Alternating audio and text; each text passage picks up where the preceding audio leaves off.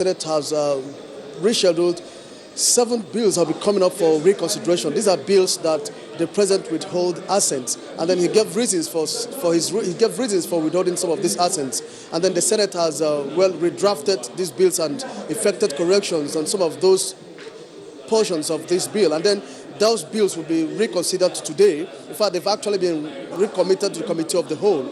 And one of these bills includes the Petroleum Industry Governance Bill.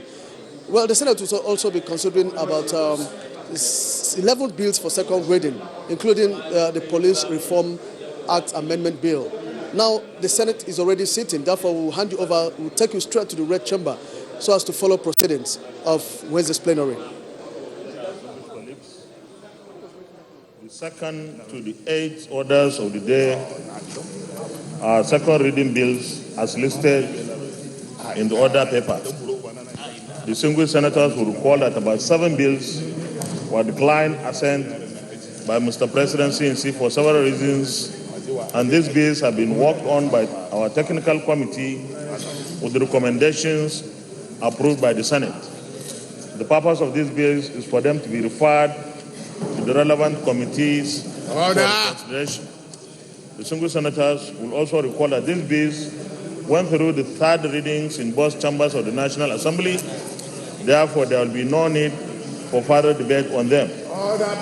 I therefore move that these bills be read the second time and referred to the relevant committee one after the other. Mr. President, very distinguished colleagues, I rise to second the motion that the bills be read a second time and be referred to the relevant committees. I so second. Distinguished colleagues, those in favor of the motion say aye. Those against say nay. The ayes have it.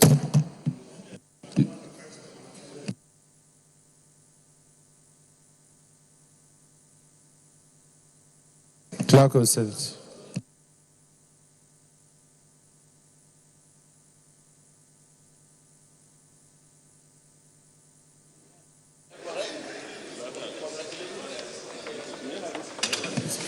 Okay.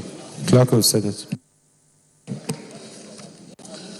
Mr. President, distinguished senators, a bill for an act to alter the provisions of the Constitution of the Federal Republic of Nigeria 1999 to provide immunity for members of the legislature in respect of words spoken or written at plenary sessions or committee proceedings and institutionalized legislative bureaucracy in the Constitution and for related matters 2019, second reading.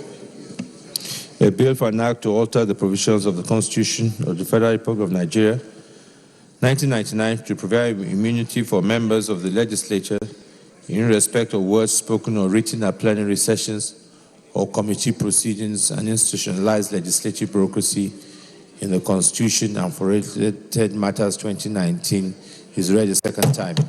This is referred to the Committee on Constitutional Review and report back next legislative day. Clerk of Senate. Mr. President, distinguished senators, a bill for an act to alter the provision of the Constitution of the Federal Republic of Nigeria 1999 to replace the name Nigerian Police Force with Nigerian Police to reflect their core mandate of providing civil services and for related matters 2019, second reading. A bill for an act to alter the provisions of the Constitution of the Federal Republic of Nigeria 1999 to replace the name Nigeria Police Force with Nigerian Police to reflect their core mandate of providing civil services and for related matters 2019 is read a second time. This is referred to the Committee on Constitutional Review to report back on next legislative day. Clerk of the Senate. Mr. President, distinguished senators, a bill for an act to alter the provisions of the Constitution of the Federal Republic of Nigeria 1999 to further strengthen the judiciary for speedy dispensation of justice and for related matters 2019, second reading. A bill for an act to alter the provisions of the Constitution of the Federal Republic of Nigeria 1999 to further strengthen the judiciary for speedy dispensation of justice and for related matters 2019 is read a second time. This bill is referred to Committee on Constitutional Review and and establishment and public service matters, and to report back next legislative day. Clerk of the Senate. Mr. President, distinguished senators, a bill for an act to alter the provisions of the Constitution of the Federal Republic of Nigeria, 1999, to reflect the establishment and core functions of the Nigerian Security and Civil Defense Corps, and for related matters, 2019, second reading. A bill for an act to alter the provisions of the Constitution of the Federal Republic of Nigeria, 1999, to reflect the establishment and core functions of Nigeria Security and Civil Defense Corps, and for related matters 2019 is read the second time. This bill is now referred to the Committee on Constitutional Review and Establishment of Public Service Matters. Report back next legislative day. Clerk of the Senate. Mr. President, distinguished senators, a bill for an act to alter the provisions of the Constitution of the Federal Republic of Nigeria, 1999, to provide for the procedure for passing a constitution alteration bill where the President withholds assent, and for related matters, 2019, second reading. A bill for an act to alter the provisions of the Federal alter the provision of the Constitution of the Federal Republic of Nigeria, 1999, to provide for the procedure for passing a constitutional alteration bill where the President withholds assent, and for related matters, 2019. This is read the second time, and this bill is referred to the Committee on Constitutional Review. Report back next legislative day. Clerk of the Senate. Mr. President, distinguished senators, a bill for an act to alter the provisions of the Constitution of the Federal Republic of Nigeria, 1999, to specify the period within which the President or Governor of a state present the appropriation bill before the National Assembly or House of Assembly, and for related matters 2019, second reading. A bill for an act to alter the provisions of the Constitution of the Federal Republic of Nigeria, 1999, to specify the period between which the President or Governor of a state presents the appropriation bill before the National Assembly or House of Assembly, and for related matters 2019 is read the second time. This bill is referred to Committee on Constitutional Review. Report back on next legislative day. Clerk of the Senate. Mr. President, distinguished senators, a bill for an act to establish the Independent National Assembly budget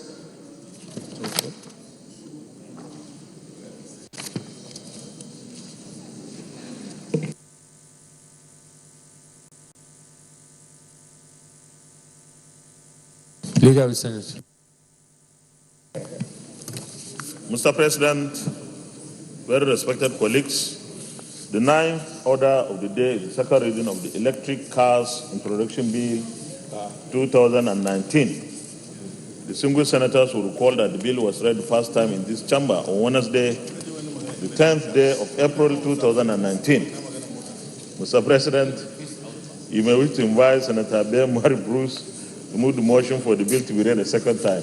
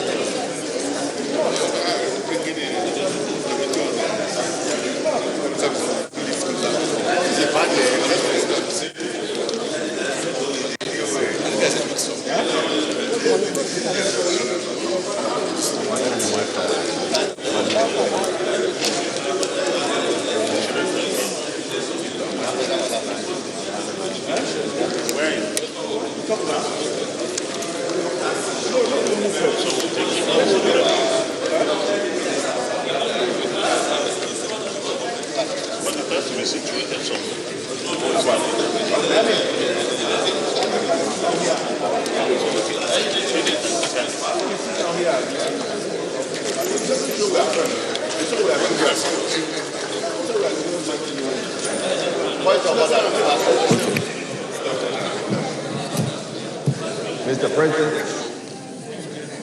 What? Yes, point of order. Mr. President, sir, Babajide Omowurare, Senator representing Osun East, Ife-Ijesha Senatorial District. When we were debating the report, Order 77, but before that, I just want to lay the foundation, sir. We were debating the report of committee, the technical committee set up on the bills returned by Mr. President. And I said we must not put ourselves in a position that Mr. President keeps rejecting our bills. Out of 17 bills, I think, Mr. President, from the report of the committee, we agreed more or less with the position of Mr. President. Mr. President of the Federal Republic, that is, not Mr. President of the Senate. Order 77 that I'm raising, that I raised the last time we debated this issue, is that there must be an amendment to that provision that provides for scrutiny and the legal department to have a look at bills. I am of the view, having gone through the lead debate, that this should be a motion that should advise the executive arm of government to do the needful, just like President Macron is doing at the moment in France. We cannot, by way of an act of parliament, tell the executive arm of government that by 2035 there must be electric vehicles in Nigeria and we must all use electric vehicles in Nigeria. That is my submission, sir.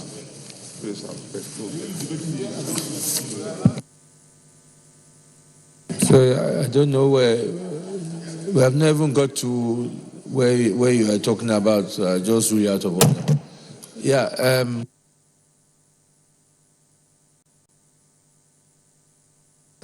Yeah.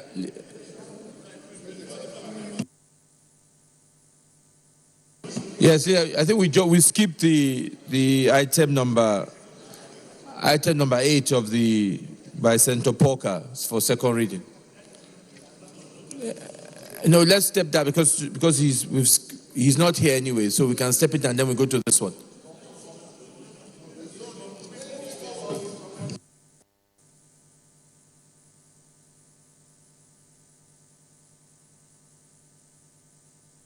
Is it better we stand down the podcast, but then we go to this? Oh, yeah. Mr. President, procedurally, we have already introduced his bill for second reading. Can we allow the debate to take place and then thereafter? Okay. Senator Ben Murray Bruce. Mr. President, distinguished colleagues, my name is Senator Ben Murray Bruce, representative Bayelsa East. It gives me great pleasure to read the lead debate on a bill for an act to phase out petrol vehicles in 2035 and introduce electric cars, SB 726. Mr. President, distinguished colleagues, permit me to lead this debate on this all-important bill. The bill was first read on the floor of the hallowed chambers on the 10th of April, 2019. Distinguished colleagues, I chose to present this bill for two major reasons. First is that combustion engine cars have caused and continue to cause several deaths in our country through uncontrolled pollution. Secondly, we have been spending over 1 trillion naira annually subsidizing fuel in this country. By introducing electric cars, fuel subsidy will be automatically eliminated, and those funds will be channeled into building infrastructure and educating our people. Virtually all industrialized nations have set a date when petrol cars will be banned, and Nigeria will be making history by becoming the first in Africa to ban petrol cars in 2035, as proposed by this bill. The prominent features of an electric car is that it is rechargeable. No fuel or gas is required. No pollution. It also provides quite smooth operation, stronger acceleration, and requires less maintenance than internal combustion engines. To charge your electric cars, all the filling stations will be replaced with solar charging stations. Thankfully, this country is blessed with sunlight 365 days in a year and will empower these solar stations. America is no longer building refineries because they know that gasoline is going the way of the VCR. Electric cars are outselling petrol cars, as witnessed in Norway just a few weeks ago. It makes more sense to build Nigeria's biggest power plant than her biggest refinery. Recently, Rome has placed ban on electric cars. The Italian capital is one of the most traffic-clogged cities in the world. But the damage done by these engines is threatening the thousands of historic monuments in that country. As you may know, Rome has no major industries, so nearly all of the air pollution in the Italian capital is caused by motor vehicles. Car pollution is one of the major causes of global warming. Cars and trucks emit carbon dioxide and other greenhouse gases, which contribute to global warming pollution. Greenhouse gases trap heat in the atmosphere, which cause worldwide temperature to rise. Burning excessive amounts of fossil fuels such as gasoline and diesel will cause and continue and cause a lot of harm. In a recent publication in an annual State of Global Air report published by the Health Effect Institute, air quality in Nigeria and at least 10 other countries is among the deadliest anywhere in the world. Electric cars are smart, comfortable, cheaper to maintain, and most importantly, environmentally friendly. Distinguished colleagues, I ask you to support this bill, not only as a way of checking rising debts in a country caused by increasing pollution, as well as cutting the cost of oil subsidies in Nigeria, but also force us to tackle our biggest challenge to industrialization, which is electricity. Thank you very much. Yes, and to Barajibri. I am sure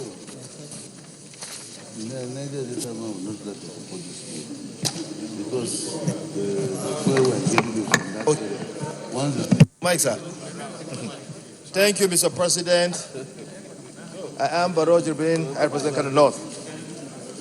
Mr. President, it's a fact that electric cars have a lot of advantages. They are friendly to the environment and they are friendly to the cost of our health in a way that we can bring or we can take away the hazards associated with cars that use diesel and petrol. But Mr. President, making it mandatory that everyone should resort to using electric cars at a given date, I think it's not something that is feasible. It's not something that is doable. We have to look at the individual network, the network of individual Nigerians. Can we be able to do this? Of course, the answer is no. And we all know the importance of a car to every family, not only in Nigeria, but to every individual in the world. It is important to have a vehicle so that you can convey your family, you can do all the things that are needed to transport you to your work, to any other place that you need to go in running your life.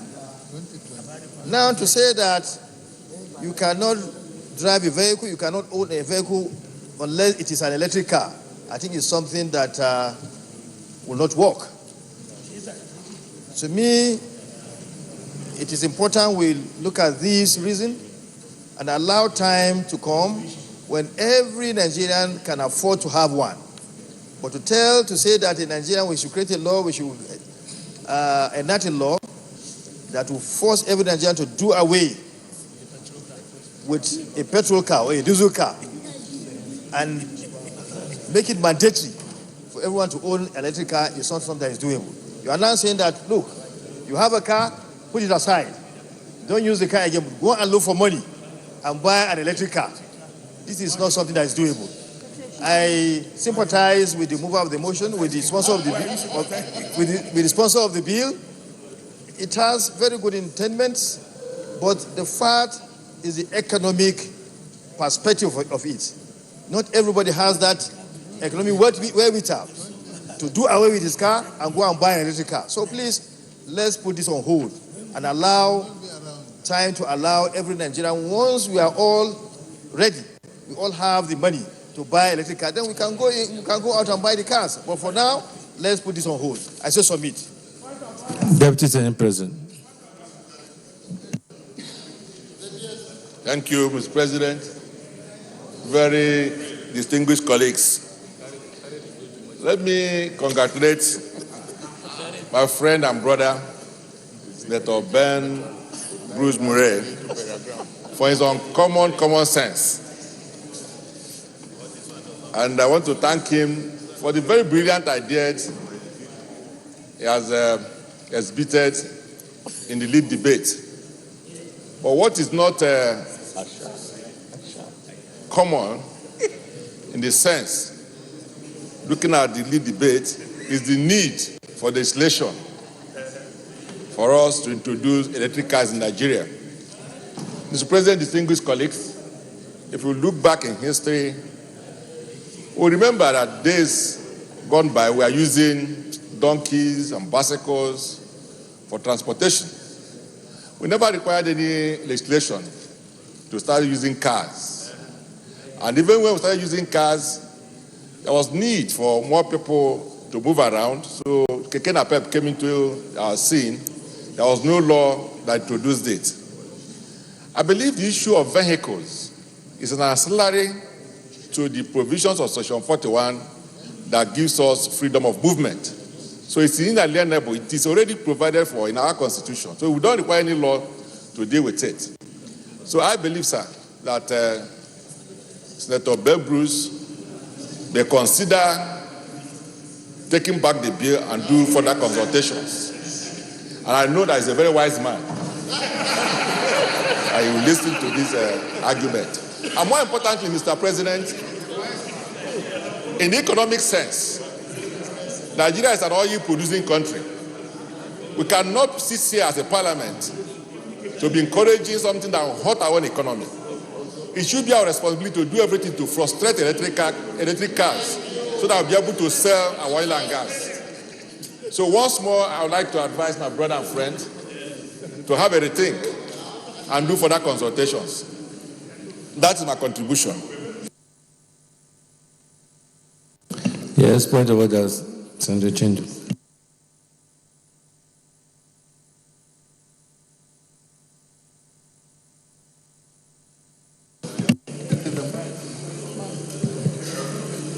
Okay. Mr. President,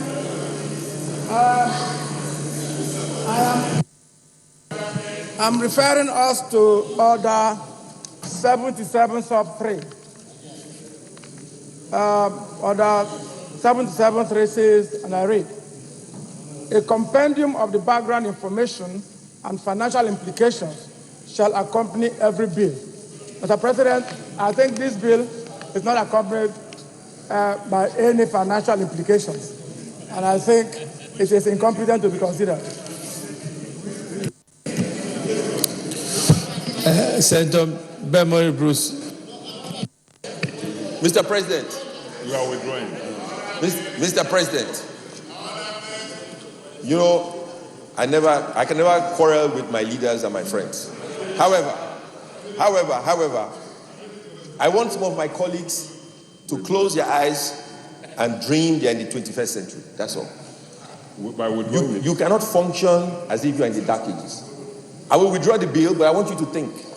In a few years' time, let me finish. In a few years' time, can you let me finish? Senator Marafa, let me finish. In a few years' time, combustion engine cars will not be manufactured in the world anymore. They're going to stop all manufacturing, whether you like it or not. Okay, that is fine. Wait. Can you let me finish? Oh, Mr. President, I apologize. Can you let me finish? Now, these cars will not be manufactured. I drive an electric car in Abuja. I own one for 5 years. I charge it with solar power. It has never had a problem for 5 years. I own a Tesla, and I drive a Tesla, and it's an amazing car. It is cheaper to manufacture, it is cheaper to maintain, and it is great for our country. For the sake of my colleagues, I will withdraw the bill. You do not belong in the 21st century, and I understand. I will withdraw the bill, and I hope you can improve as we move forward. Thank you. Thank you very much. Senator Ben Morris has voluntarily agreed to withdraw the bill. So we'll take that bill as withdrawn. And then your point of order is noted. Leader of the Senate. Mr. President, very distinguished colleagues, I move that we stand down the consideration of the 10th order of the day, which is the National Assembly Budget and Research Office Bill 2019.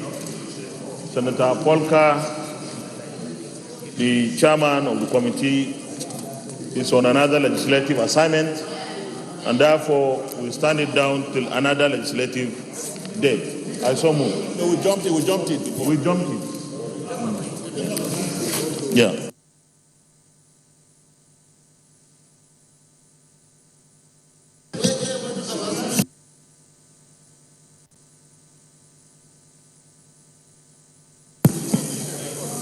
The second one. I second the motion. That's moved by the leader. Distinguished colleagues, those in favor of the motion say aye. Those against say nay. The ayes have it. Leader of the Senate. I'll tell you what to say now. I won't get to give one. Mr. President, very distinguished colleagues, the 11th order of the day, second reading of the 1999 Constitution Alteration Bill 2019. Distinguished senators will recall that the bill was read the first time in this chamber on Wednesday, the 10th of April 2019. Mr. President, once again, you may wish to invite Senator Ben Bruce to move the motion for the bill to be read a second time. Senator Ben Bruce.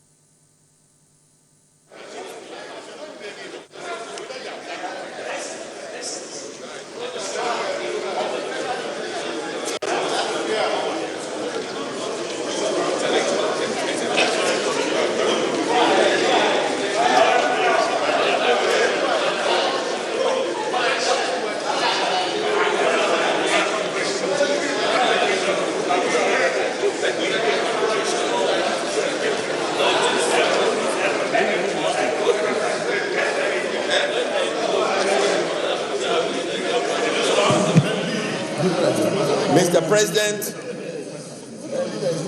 order. I'd like my colleagues to pay attention.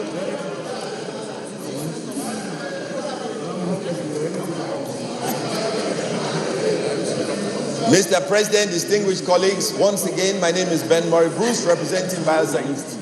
As you know, I have intellectual bills, not bills to build schools in the village. All right, pay attention. I am honored to present the lead debate for a bill to allow persons of African origin, pay attention, ladies and gentlemen, to acquire Nigerian citizenship for purposes of reintegration and development. The bill is called the Right of Return, 2019.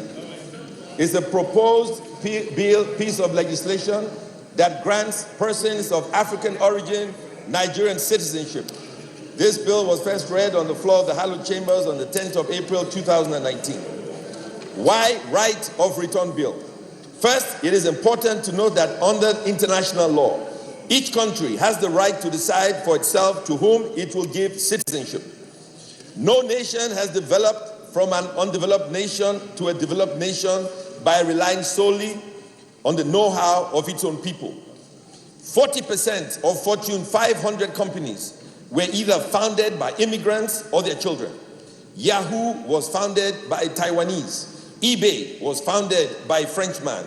And Pfizer was founded by a German. Independence is a gimmick. No nation is really independent. If you think America is independent, then ask all the Nigerian medical personnel working there to come home and our health sector will collapse. Ask all Mexican temporary workers to return to Mexico, and California and Texas will go bankrupt. Nigeria suffered from a brain drain in the early 80s to the late 90s. And even now, there's still a measure of brain drain. Long before then, Africa's greatest resources, its human resource, was pillaged through the Trans-Sahara and transatlantic slave trade. Legislation like Abraham Lincoln's Emancipation Proclamation ended the slave trade. We must also legislate to recover from its effects. Nations do not develop because of what they have under their ground. Their development comes from what is between their ears of their citizens. Nigeria needs to reverse the brain drain, and we must attract foreign direct investment. Right now, we're experiencing capital flight. But if we allow wealthy and middle-income Americans, African Europeans, and other African diaspora people get domicile in Nigeria, they will bring the human and material resources we need to fast-track our development as a nation. Currently, our own diaspora remits $21 billion back home annually. This is the single largest source of foreign income Nigeria presently has. It is more than the shrinking income from oil. It is more than the foreign aid we get. It is even more than the World Bank or the IMF are prepared to lend us. With this right of return bill, we can triple this amount by opening up our nation to desirable immigrants. Israel today is the most technologically advanced and economically stable nation outside Europe and America. How did they achieve this? The answer is that they passed a law of return on the 5th of July 1950 that gives Jews the right to return to live in Israel and to gain Israeli citizenship no matter what the original country of citizenship is. In 1970, they extended that right to persons married to any Jew. More than any piece of legislation, this law can be credited with having helped speed up the development of the state of Israel. Distinguished colleagues, I wish to re-emphasize that independence is unreliable as an economic model to take a nation to greatness. Nations that want to be great must move from independence to interdependence, and the way to do it is by opening up their borders to the specific group of people that will help grow their economy. It is for this reason that I have proposed the right of return bill to allow persons of African heritage in the diaspora who have requisite education and sufficient finances become Nigerian citizens. And if they have not gotten the citizenship of any other African nation, and if they have no criminal record, I therefore ask for your support for this bill, which among other things are for the purpose of reintegration and speedy development. Thank you.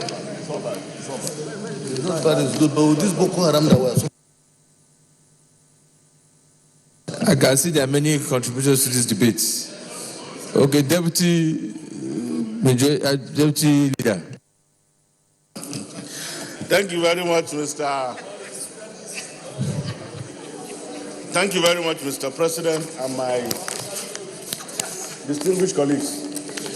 Let me first of all thank distinguished Senator Muri Ben Bruce for a very brilliant approach in sympathy with the situation in Nigeria to attract Africans who he believed should be given the citizens of Nigeria. Sir, let me say that if you have read the constitutional debate on the 1999 Constitution, no chapter has received the kind of inputs that the issue of citizenship has received. I think it's about 2 volumes, if you have read carefully. And if you look at it, what distinguished Senator Muri Bruce is trying to do is perfectly covered under Section 25, 26, 27, and 28 of the 1999 Constitution. The combined effects are, the combined effect of this provision gave citizenship by birth under Section 25, gave citizenship by registration under Section 26. Under Section 27, it gave citizenship by naturalization. And then it prescribed in the 7th schedule what it is. And in the answer, it gave power to the president to make regulation which shall be laid before the National Assembly as it relates to taking citizens of other nations as citizens of the Federal Republic of Nigeria. It's so exhaustive, sir. So what he is seeking to do is adequately provided. What I think is missing in that his bill is that we cannot by law or by altering the provision of the Constitution. I think that is the most important word used there. Coerce people to be citizens of Nigeria. First of all, you must apply. You must signify your intention to remain in Nigeria. You must have good character. And so many prescriptions have been made. And once these are made and reached, the president has the discretion to grant that citizenship, sir. So I think it may amount to an unnecessary reminder of truth if we embark on another alteration to attempt to bring within the purview of our Constitution what our makers of the Constitution do not foresee. Again, respectfully, sir, beautiful as the argument of distinguished Senator Muri Bruce is in respect of this bill, it might be advisable and convenient to at this stage advise that a careful reading and interpretation of the provision of the Constitution, and in this effect specifically, Section 25, 26, 27, and 28, is sufficient to cover the necessary intendment contained in his alteration. And I'm of the view that it may not necessarily be in the interest of Parliament to waste this precious time as we're approaching the end of 8th Parliament to begin to consider what, in my opinion, with the greatest respect, amounts to unnecessary reminder of truth. Thank you very much, sir.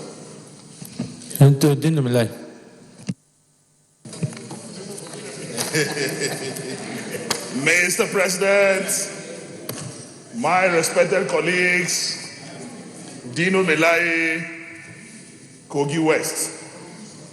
Mr. President, I want to start by saying that I think Senator Nala is not completely digesting the bill as presented by Senator Muri Bruce. I don't think from the presentation by Senator Ben Bruce, he is challenging those provisions as read by Senator Nala. But what he is telling the Nigerian Senate is to open it up, meaning the stringent conditions and conditionalities already embedded in the Constitution be lifted or softened to get other Africans to become Nigerians. Mr. President, my colleagues, with maximum and profound respect to the highly intellectually sagacious Ben Muri Bruce, this bill is not only utopian, but it is catastrophic. Catastrophic in the sense, as I speak to you, my dear colleagues, Nigeria is near 200 billion people. 200 million people, sorry. 200 million people. And our current growth rate is 2%. It's over 2%. And at this alarming growth rate, As I speak, we are incapacitated and not capable of funding subsidy. We are operating our budget on credit. We are passing another budget now, and we are going to build that budget on borrowing. You now want us to open our borders and nationality and citizenship and allow Africans to come freely, open up, and maybe in the next 5 or 6 years, we have a population of 500 million. If that happens, Mr. President, Murray Ben Bruce, a successful businessman, in the next 10 years, will be a corporate and executive beggar on the street of Lagos. We must, as a Senate, begin to look at what we can do to check our present growth rate, to have relationship and correspondence with our economic, social, and infrastructural development. In XYZ, my brotherly advice to a very patriotic Nigerian, to a Nigerian that have no identity issue, Murray Ben Bruce, is to respectfully, humbly repeat what he did with the former bill so that we can make progress. Thank you. Senator Binta Masi.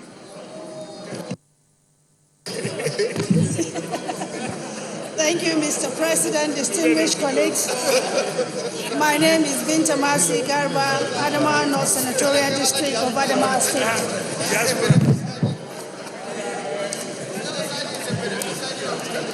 I stand to wholeheartedly align myself with the two previous speakers on this bill that is being sponsored by a friend and a colleague, Senator Ben Bruce. The question I would have asked is based on the subject that has to do to the amendment of the 1999 Constitution. So if we can recall, with the antecedents that we have as a nation, the issue of insecurity in our nation, because Nigeria is virtually surrounded by about 4 or 5 nations, mostly the Cameroon, Chad Republic, Niger Republic, Benin Republic, and to a large extent, and we've seen the influx of people, goods, and services to this country. And with the issues that we have in hand, I think the Constitution has totally taken care of that. But I was expecting if Ben Bruce would have asked for the amendment on what clauses of the Constitution, that probably would have given us the leeway to see what we can do. But I think it's pertinent with the feelings of the Senate if Senator Ben Bruce can retract the bill and probably make some certain amendment in that bill. So I think it's better if we can now take out the bill from it. Thank you. Distinguished Senator Ben Murray Bruce, any contribution at this point? Mr. President, I think the bill is misunderstood. I said African descent. I did not say everybody in Africa will become a Nigerian. That's not what I said. I did not say 10 million people will become Nigerians overnight. That was not what I said. We will choose who we want to give a Nigerian passport. The smartest, the brightest, and people, they have a green card lottery to America today. When you become an American citizen through the lottery, They don't choose beggars on the street. They don't choose Boko Haram. They choose the brightest people in the world to become American citizens to grow their economy. So we will choose the brightest in the world to become Nigerian citizens. So that is all I'm saying. I mean, Senator Nala talked about the Constitution, but if every time you want to become a Nigerian citizen, you have to go to the president to approve your citizenship, then we're not going to make any progress. All of our greatest athletes live abroad. All of our greatest doctors live abroad. We want to bring them back to Nigeria. So respectfully, I will not withdraw it. I can be defeated, that's fine. But I'm not going to withdraw it. Thank you, sir. Let's make progress then. Can I put the question? Those in favor that this bill be read second time say aye. Those against say nay. The nays have it. Leader of the Senate.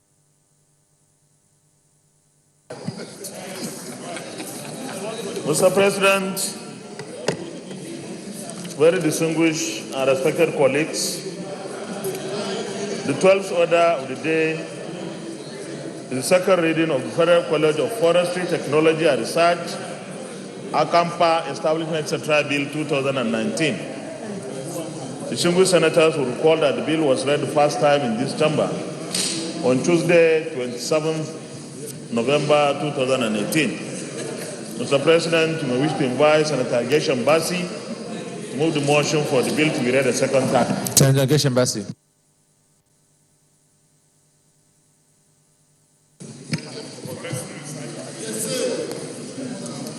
Thank you, Mr. President. Geshen Bassi, Cross River South Senatorial District.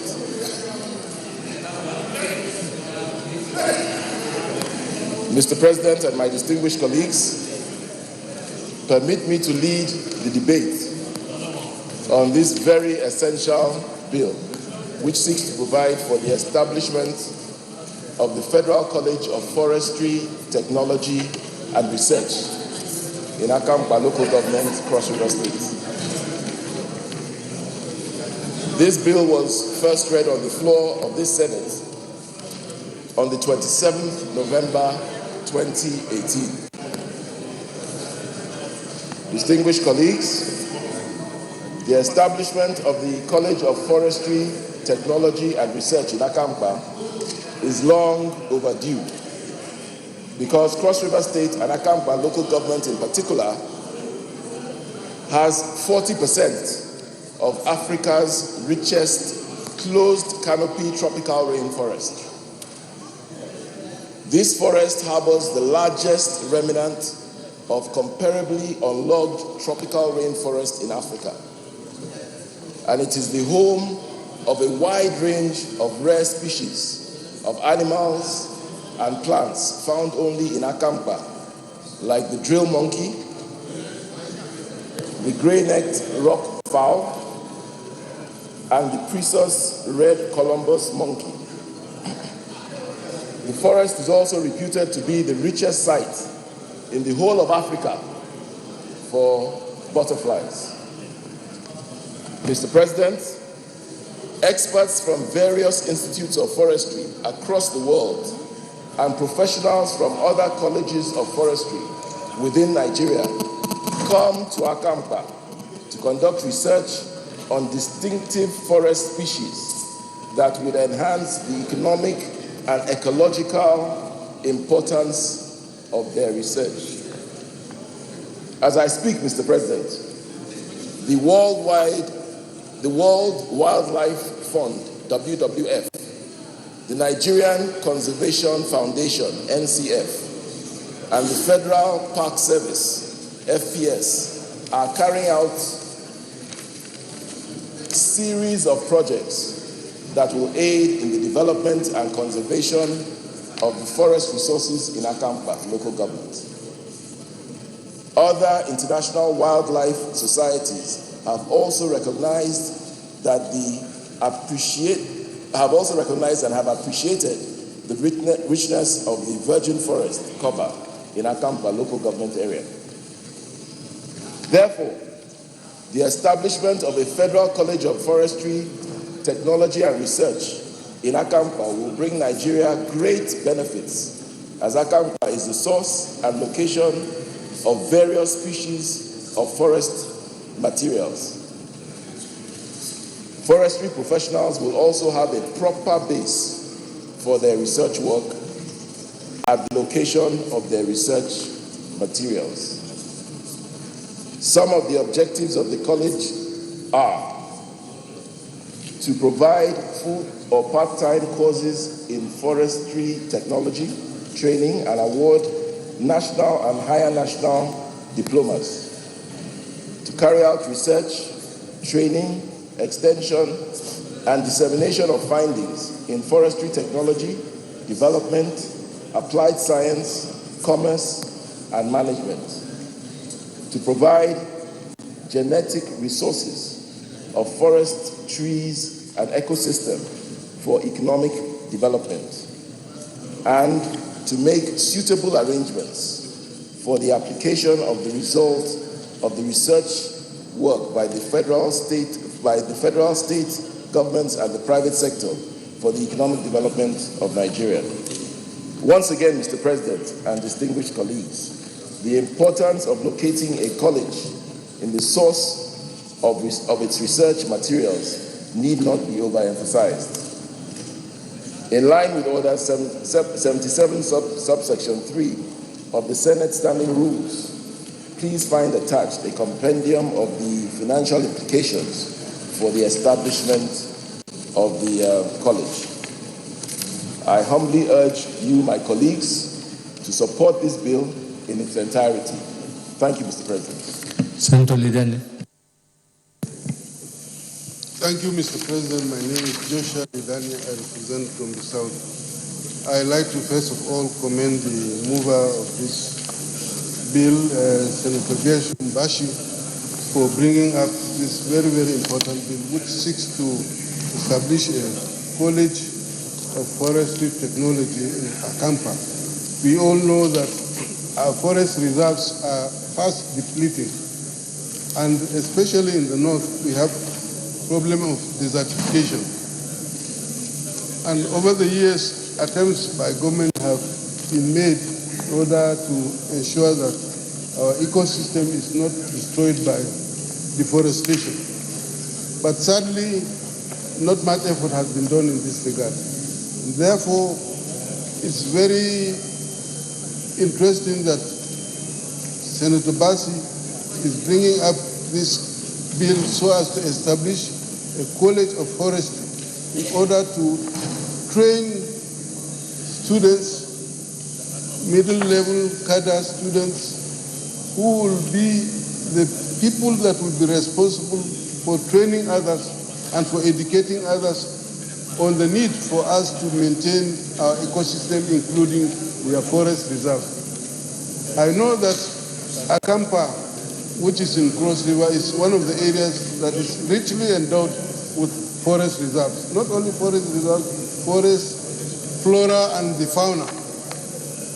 And a lot of efforts by international agencies have been done in studying these areas. But there is a need to disseminate the outcome of this research through the establishment of this college.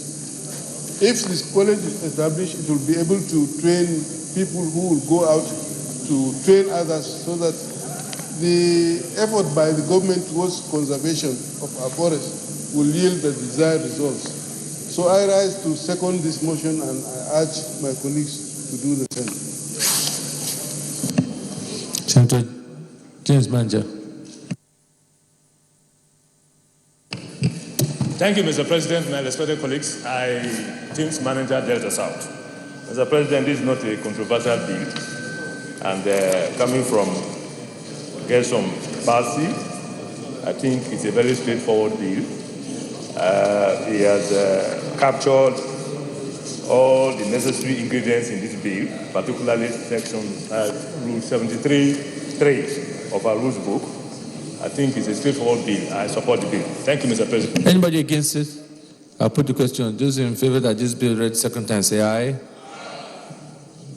Those against, say nay. The ayes have it. Clerk of the Senate. Mr. President, distinguished senators, a bill for an act to establish the Federal College of Forestry, Technology and Research, ACAMPA, to provide full-time courses in forestry technology and other fields of studies, and to make provision for the general administration of the college and for other matters connected therewith, 2019, second reading. A bill for an act to establish Federal College of Forestry, Technology and Research, ACAMPA, to provide full-time courses in forestry technology and other fields of studies, and to make provisions for the general administration of the college and for other matters connected therewith, 2019, second reading. This bill is referred to Committee of Agric and Rural and report back within 4 weeks. Leader of the Senate. Mr. President, very distinguished colleagues, the 13th order of the day is the second reading of the Documentation and Protection of Domestic Workers and Employees Bill 2019. Distinguished senators will recall that the bill was read the first time in this chamber on Wednesday, 18th July 2018. Mr. President, you may wish to invite Senator Magnus Abe to move the motion for the bill to be read a second time. Senator Magnus Abe.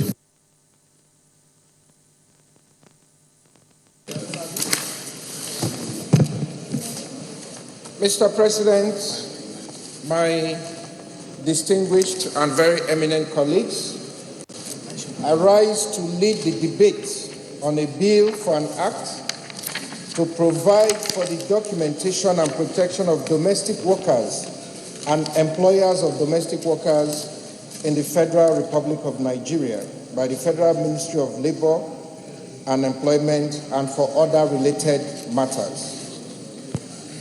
The bill was first read on the floor of the Senate on the 18th of July 2018.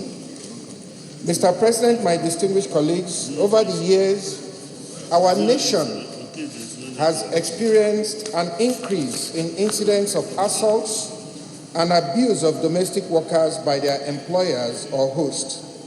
These abuses border on slave labor, physical abuse, and sexual abuse, to mention a few.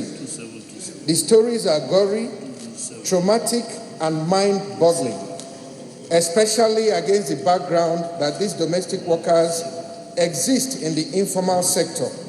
They are not unionized, and they do not have collective platform to speak for themselves, and therefore remain ostensibly vulnerable and helpless.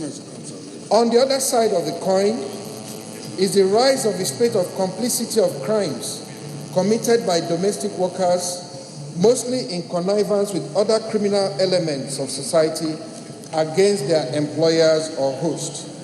These border on burglary, kidnapping, stealing of children, and sometimes outright murder. Distinguished colleagues, due to urbanization, fast-growing cities with Celtic traffic in Nigeria, such as Port Harcourt, Lagos, Abuja, Kano, and other cities, have put significant pressure on working-class parents of different categories of the society, compelling many of them to spend more time at home, more time at workplaces, and far less time at home. The concomitant effect of this is that many families from the low, middle to high income class families have come to the inevitable reality of the necessity of employing and relying on domestic workers to attend to their needs at home. It is saddening to note that a very vulnerable group of this category of domestic workers have been consistently preyed upon by their employers or hosts. These are mostly housemaids, houseboys, wards, and sometimes even extended family members. A lot of these workers are unregistered and not supported by most national labor laws. They work for private households, usually without clear terms of employment, particularly in our country. The Labor Act in Section 65 states that the minister may make regulations providing for engagement, repatriation, or supervision of domestic workers, of domestic servants, the employment of women and domestic servants, the housing, accommodation, and sanitary arrangements of domestic servants, the conditions of domestic service generally. Unfortunately, however, Nigeria is yet to have a codified legislation that provides for the rights of domestic workers. Mr. President, my eminent colleagues, let me use this opportunity to state that I have worked on this bill in clear collaboration with the Federal Ministry of Labour, and there are also international efforts to address the deplorable working conditions, exploitation, and human rights abuses that domestic workers have to contend with, as well as the lack of legal protection, which makes it difficult for them to seek remedies. The International Labour Organization came up with the Domestic Workers Convention 2011, number 189. This groundbreaking treaty established the first global standards for domestic workers. The new standards encourage governments to protect domestic workers from violence and abuse, and to regulate private employment agencies that recruit and employ domestic workers, and to prevent child labor in domestic work. Since that convention, many other countries are undertaking legislative reforms to bring their laws into compliance with the agreed international standards. Mr. President and my distinguished colleagues, this bill does not only seek to protect the domestic workers, it will also protect the employers of domestic workers. Investigations have also shown that a significant percentage of gory crimes, such as kidnapping, armed robbery, murder, and highway robberies even, have been traced to connivance by domestic workers of their victims. A case in point is the apprehension of a kidnap kingpin, aka Evans, by the Nigerian police, who had been employed severally as a driver to his victims. And most recently, the reported case of the gruesome murder of one Opayesimi Badamasi, chairman of Credit Switch Technology Company in Lagos, by his 22-year-old Togolese cook. Over the years, there have been a plethora of cases reported across this country. I will mention a few of these cases for emphasis.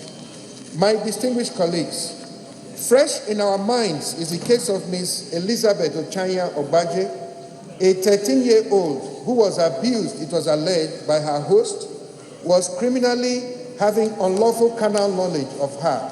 One Andrew Abuja, a lecturer with the Benue State Polytechnic, Ubokolo, and his son, Victor Abuja, since she was living with them in their house.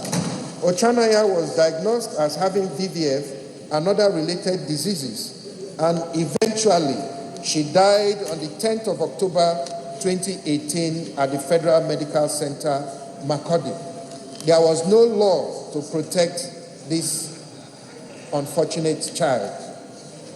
In April 2022, the 22nd of April 2015, a Beninois cook, Mr. Victor Hunkwe, was arrested by officers of the Lagos State Police Headquarters, Ikeja Command, for poisoning his employee, Mr. Omowumi Fado Jutomi family, with the intention of granting access to his former cook, Mr. David Amusa, and other armed robbers.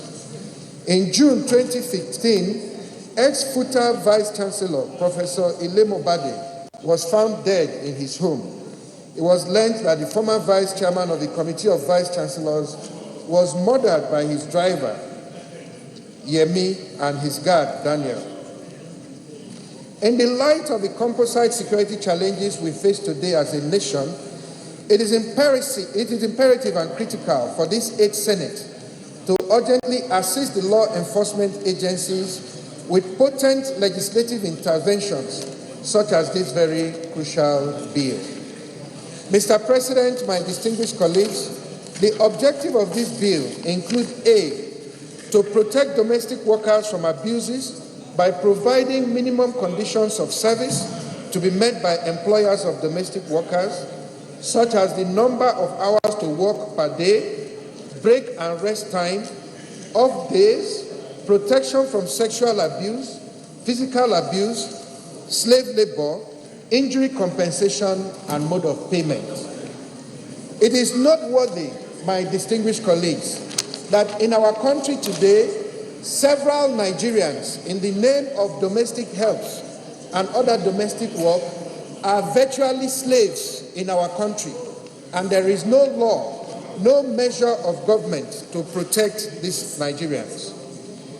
This bill will also reduce and deter the propensity of domestic workers' connivance with criminal elements against their employers by maintaining full biometric data and other relevant background information of domestic workers nationwide.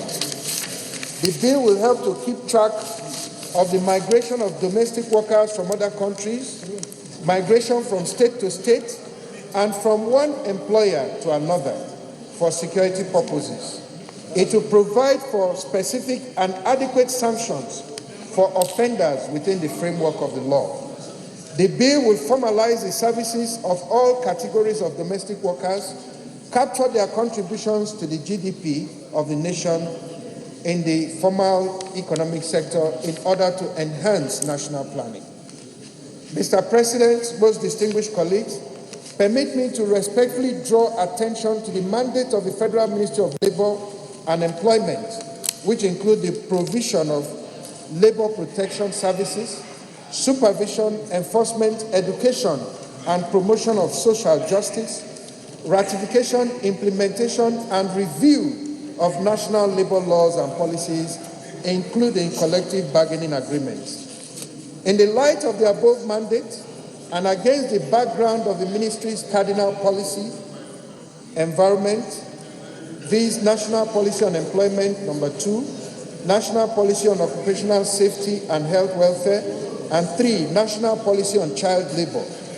The Federal Ministry of Labor and Employment is best positioned, more than any other ministry or agency in the country, to be given the responsibility of protecting domestic workers and their employers, who represent a significant percentage of the informal sector of our country.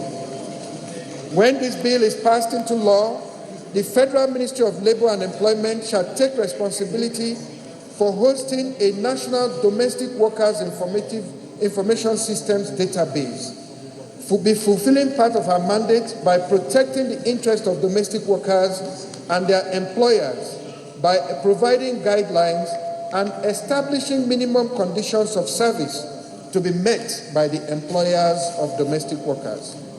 This bill will be able to generate some internal revenue from a token to be charged as registration fees from employers of domestic workers and the domestic workers themselves.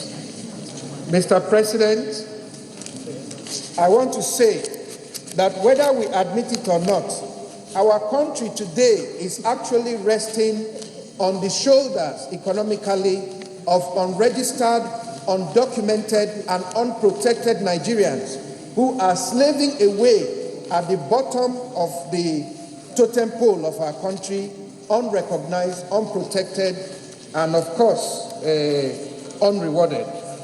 Mr. President, my distinguished colleagues, in view of the enormous benefits of this bill, which has been elaborately adumbrated in this late debate, I want to urge you, my respected colleagues, all of you know one house boy, all of you know one house girl, all of you know one cousin, one mechanic, one driver, somebody somewhere who needs our help in these chambers.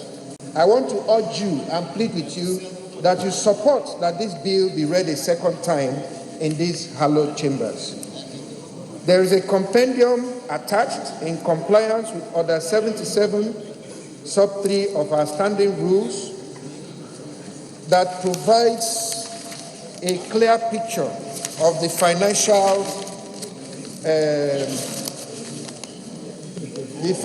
and other general information on this bill. It is worthy of note that this compilation shows below is a summary of the anticipated recurrent and capital expenditure for the Federal Ministry of Labor and Employment following the commencement of this act.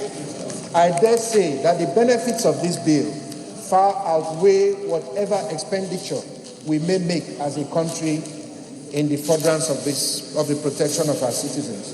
Thank you very much. Senator Kabuga.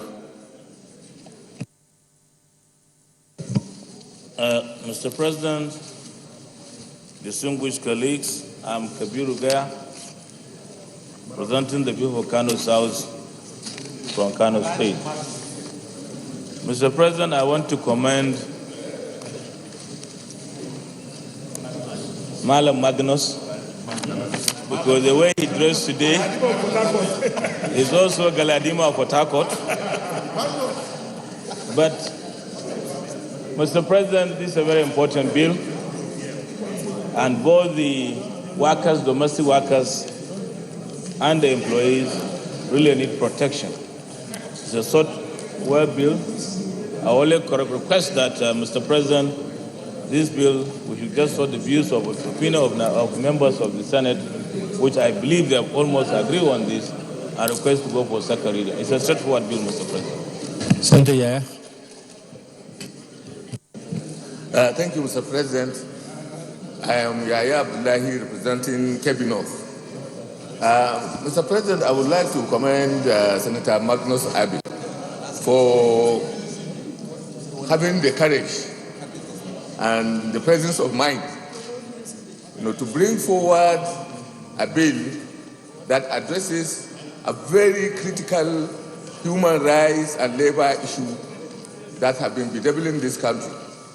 It's a bill, Mr. President, that if it sees the light of the day, can be able to take care of a lot of the abuses and a lot of criminality in the domestic affairs of this country. Mr. President, this bill, I think, has the potential of righting a lot of wrongs that have been happening in our houses, in our business environments, and elsewhere. These people who are employed as domestic workers, both male and female, deserve the care of the legislature. And it is good that we have now woken up to take the challenge of addressing one of the most critical labor issues that have been left in abeyance in the annals of this country. I commend Senator Abe for bringing this bill, and I would also like to commend its passage to all our colleagues. Thank you, Mr. President. Anybody against this? I can now put the question. Those in favor that this bill read second time say aye. Those against say nay. The ayes have it. Clerk of Senate. Mr. President, distinguished senators, a bill for an act to provide for the documentation and protection of domestic workers and employees of domestic workers in the Federal Republic of Nigeria and for other related matters thereto, 2019, second reading.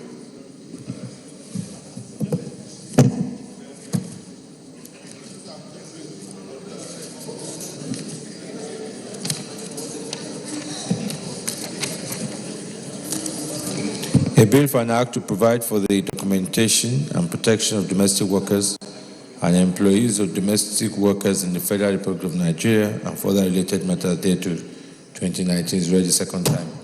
This bill is referred to the Committee on Judiciary, Human Rights and Legal Matters and will go back within 4 weeks.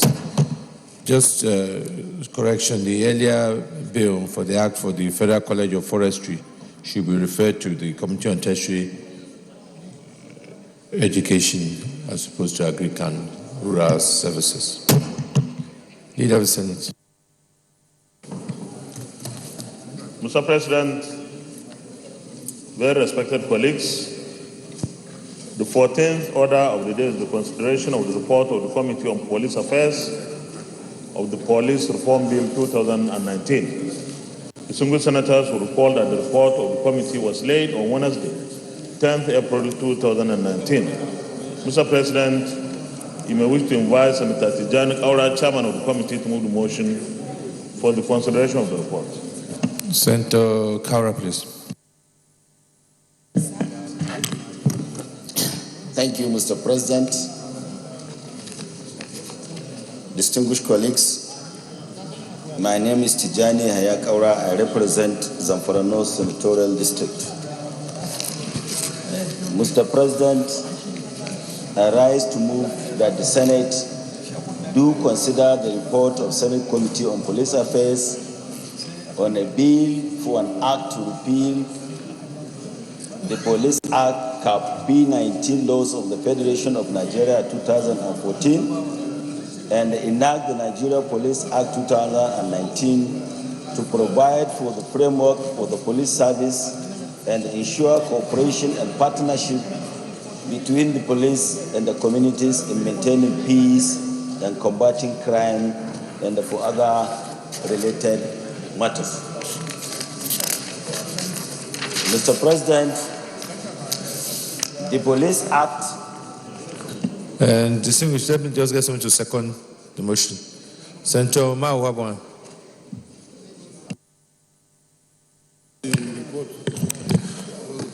Mr. President, distinguished Senator, Senator Mao Huabuma, second the motion that the Senate do receive the report.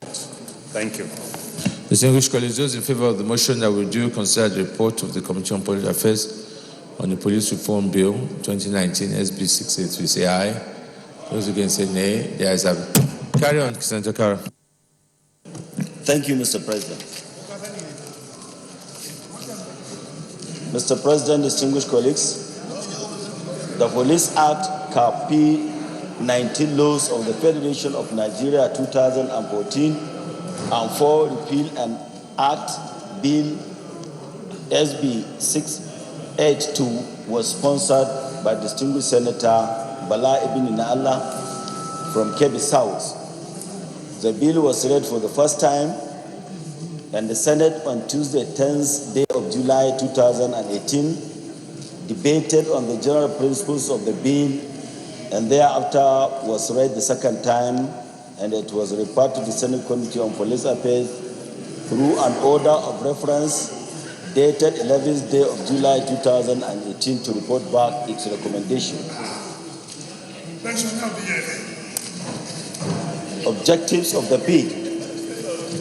Mr. President, distinguished colleagues, the bill seeks to, among other things, provide for a police force that is more responsible and responsive to the needs of the general public and has entrenched its operation the values of fairness, justice, equity, accountability, cooperating and partnering with the communities it serves, and also to uphold and safeguard the fundamental rights of every person and respect the dignity of persons.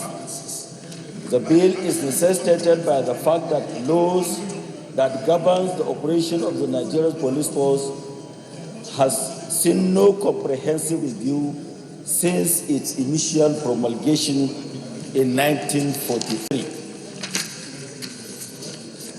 Mr. President, distinguished colleagues, I wish to skip item 3, 4, and 5 and move straight to 6.0 because of the importance of the contributions of stakeholders during the public hearing and also because of the very importance of this bill as it regards national security. Mr. President, distinguished colleagues, it is opposite to state here that the preponderance of opinion of all stakeholders who made both written and oral presentation at the public hearing commended the intendment of the bill and expressed their total support for its passage into law by the National Assembly. The stakeholders are also unanimous. Well, this is where we round off today's live broadcast of Senate plenary. At the moment, Senate has passed 6 reintroduced constitution alteration bills for second reading. Well, these bills were actually denied assent by the President, and this includes the immunity for members of the legislature, and then the one that seeks to provide for specific time for the presentation of annual budget by the governor and the President before the legislature. Well, this is where we'll round off, and we'll take you straight to our studios for the continuation of the scheduled program for the day. I am Ignatius Nko, and on behalf of the Outside Brokers crew, enjoy the rest of our programs.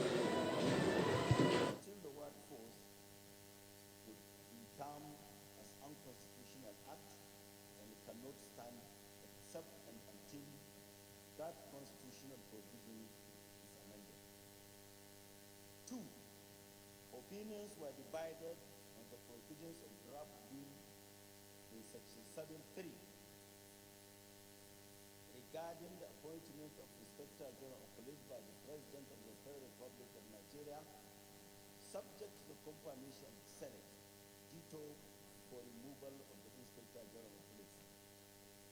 Thirdly, the stakeholders were unanimous in support of the provision in section 7.6 and eradicate regarding the tenure of office of Inspector boundary and zoonotic animal diseases, the prevention of antimicrobial resistance through the control and regulation of the use and administration of veterinary biologics, veterinary drugs, and medical and chemical in animals, animal products, and medicated animal feeds, as well as the sales, distribution of pet foods, veterinary medical devices, and other veterinary products, and for the enhancement of animal welfare and food safety, and for related matters 2019, third reading. A bill for an act to repeal the Animal Disease Control Act, Cap A17 Laws of Federation, 2004, enact the Animal Diseases Control Bill for the purpose of prevention, detection, and control and eradication of infectious and contagious transboundary and zoonotic animal diseases, prevention and antimicrobial resistance through the control and regulation of the use and administration of veterinary biologics, veterinary drugs, and chemicals in animals, animal products, and medicated animal feeds, as well as the sales and distribution of pet foods, veterinary medical devices, and other veterinary products, and for the enhancements of animal welfare and food safety, and for related matters 2019 is read the third time and passed.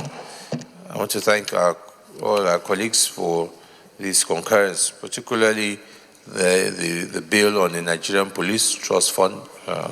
We believe with the passing of this bill, we would be making big strides towards providing and improving the security and the police in our country. One of the major concerns has always been the issue of funding.